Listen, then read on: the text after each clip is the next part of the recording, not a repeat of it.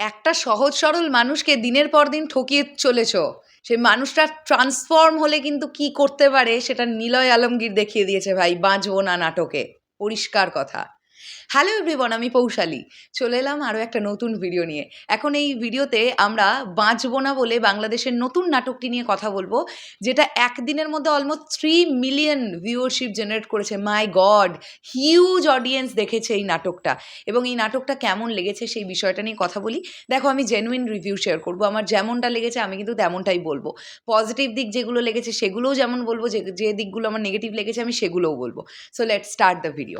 এই নাটকটার ডিরেক্টর হিসেবে ছিলেন মহিন খান। মুখ্য চরিত্রে আমরা অভিনয় করতে দেখতে পাচ্ছি নিলয় আলমগীর এবং জান্নাতুল সুমাইয়া হিমিকে। তারা দুজন নায়ক নায়িকা। এছাড়াও আরও অনেকে অভিনয় করেছেন, তাদের মধ্যে আমাদের খুব কাছের জাহিদ ইসলাম দাদা ছিলেন, আরও অনেকে। তো কেমন লাগলো? প্রথমে তো যদি গল্পটাকে আমি ছোট করে বলি, এখানে দেখতে পাচ্ছি নিলয় আলমগীর এবং হিমির চরিত্রটা হাজব্যান্ড ওয়াইফ। নিলয় আলমগীরের ক্যারেক্টারটা ভীষণ সহজ সরল এবং নরম প্রকৃতির মানুষ, যে মানে এমন নরমই একজন মানুষ, তাকে কেউ ঠকিয়ে দিয়ে চলে গেলেও সে মুখের ওপর কোনো কথা বলতে পারে না, সে ভয় পায়, একটা ভীতু প্রকৃতির মানুষ। তো নিলয় আলমগীর যেগুলো বলতে পারে না বা যেগুলোতে প্রোটেস্ট করতে পারে না, তার বউ হিমি সেগুলো প্রোটেস্ট করে। একটা এমন ঘটনা নিলয় আলমগীরের লাইফে ঘটবে যে ঘটনাটা নিলয় আলমগীরকে চেঞ্জ করে দেবে। ওই সহজ সরল মানুষটাই প্রচণ্ড স্ট্রেট ফরওয়ার্ড মানুষ হয়ে যাবে। আর ওই সহজ সরল অবস্থায় থাকাকালীন যারা এই নিলয় আলমগীরের ক্যারেক্টারটাকে ঠকিয়েছে, মাথায় চাঁটি মেরে ঠকিয়ে দিয়েছে, তাদের প্রতি রিভেঞ্জ নেবে। এবং গল্পটা ফাইনালি গিয়ে কিভাবে শেষ হবে সেটা দেখতে গেলে তো তোমাদের অলমোস্ট 1 ঘন্টার এই নাটকটা দেখে ফেলতে হবে। Niloy Alamgir films YouTube channel, মানে NAF এর তরফ থেকে কিন্তু এসছে এই নাটকটা। এবারে এক এক করে অভিনয় নিয়ে কথা বলি। নিলয় আলমগীর এবং হিমির এই কোলাবোরেশন বা এই জুটিটাকে আমার বরাবর ভাল লাগে। আমি যত নাটক দেখেছি তাদের আমার মনে হয়েছে খুব সিম্পল স্ক্রিপ্ট তারা পছন্দ করে, কিন্তু এত সুন্দর পারফরমেন্স করে দুজন যে নাটকটা একটা আলাদা মাত্রা পেয়ে যায়। এখানেও দুজনের পারফরমেন্স ছিল দেখবার মতন। এছাড়াও সহশিল্পী আর যারা যারা ছিলেন, ইচ অ্যান্ড এভরিবডি খুব ভালো। জাহিদ ইসলাম দাদাকে একটি নেগেটিভ শেডের ক্যারেক্টারেই এই নাটকে দেখতে পাওয়া গেছে। মাঝে মধ্যে ওই ক্যারেক্টারটার যে কার্যকলাপগুলো করছে, কিছু সময় ফানি হয়ে উঠছে, কিছু সময় সিরিয়াস হয়ে উঠছে।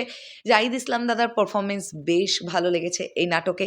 এছাড়াও যারা অভিনয় করেছেন, যেমন নিলয় আলমগীরের বোনের চরিত্রে যিনি ছিলেন, চেয়ারম্যান সাহেবের চরিত্রে যিনি ছিলেন, জাহিদ ইসলাম দাদার বাবার ক্যারেক্টারে যিনি ছিলেন, আরও যারা যারা মানে নিলয় আলমগীরের বোনের বর বা বোনের শাশুড়ি, তাদের চরিত্রে যারা অভিনয় করেছেন, ইচ অ্যান্ড এভরিবডি সবাই কিন্তু খুব ভালো পারফরমেন্স করেছেন এই ছবিতে।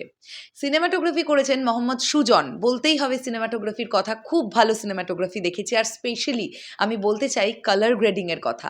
একটা ঝাঁ চকচকে নাটক, মানে এত সুন্দর, এত কালারফুল পুরো ব্যাপারটা, কোথাও গিয়ে দেখতে দুর্দান্ত লাগে।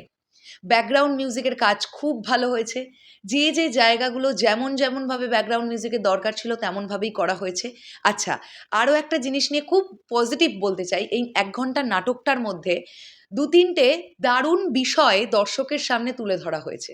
যেমন নামাজ পড়ার বিষয়টা, তারপরে হচ্ছে পণ নেওয়া বা যৌতুক নেওয়া বা দেওয়া দুটোই অপরাধ। এই ধরনের সোশ্যাল মেসেজগুলো এত সুন্দরভাবে নাটকের মধ্যে তুলে ধরেছেন ডিরেক্টর, যেটা খুব ভাল লেগেছে আমার, খুব ভাল লেগেছে।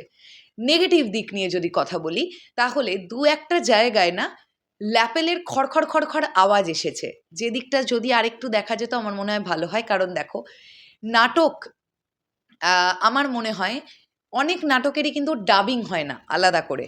ওই ল্যাপেল যেটা লাগানো থাকে একদম জেনুইন, যেটা অডিয়েন্স বলছে, অ্যাক্টররা যে ডায়লগ ডেলিভারি করছে সেটাই ল্যাপেল নিচ্ছে অ্যান্ড সেটাই কিন্তু থেকে যায়। তো জামার ঘষাতে হোক বা কোনো কারণে হোক, কিছু সময় 2-1 জনের ল্যাপেলটা একটু নড়াচড়া হওয়ার ফলে ডায়লগে একটা ঘড়ঘড় ঘড়ঘড় আওয়াজ এসছে। সেটা যদি না হতো আরও প্রফেশনাল লাগতো পুরো ব্যাপারটা, এটা আমার মনে হয়েছে। আর একটা জায়গায় পার্টিকুলার একটা ক্যারেক্টারের একটুখানি পোর্শন বিপ এসছে, যেটা কিন্তু বিপ আসার কথা নয়, ওটা টেকনিক্যাল ফল্ট। তো এইগুলো যদি আরেকটু দেখা যায় আমার মনে হয় ভালো হতো। তবে হ্যাঁ, নাটকটা যেভাবে শেষ হবে ওটা প্রেডিক্টেবল। মানে আমার নাটকটা দেখতে দেখতেই মনে হয়েছিল যে না, নাটকটা এভাবেই শেষ হবে। কিন্তু তারপরেও দেখতে ভাল লাগে। আপনি জানবেন যে নাটকটা এভাবেই শেষ হবে, মোচড়টা মনে হচ্ছে এইদিকেই যাবে, তারপরেও আপনার দেখতে ইচ্ছে করবে, কারণ এত স্মুথ পুরো ব্যাপারটা। আবার এই নাটকটার মধ্যে একটা কমার্শিয়ালি অ্যাকশন সিকোয়েন্সও প্রেজেন্ট করবার চেষ্টা করা হয়েছে, একটা না বেশ কয়েকটা।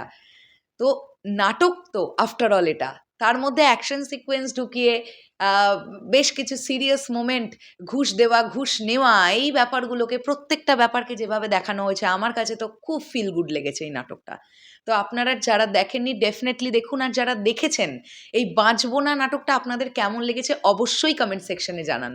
আসছি আবার খুব শিগগিরই, তাহলে এখনের জন্যে টাটা।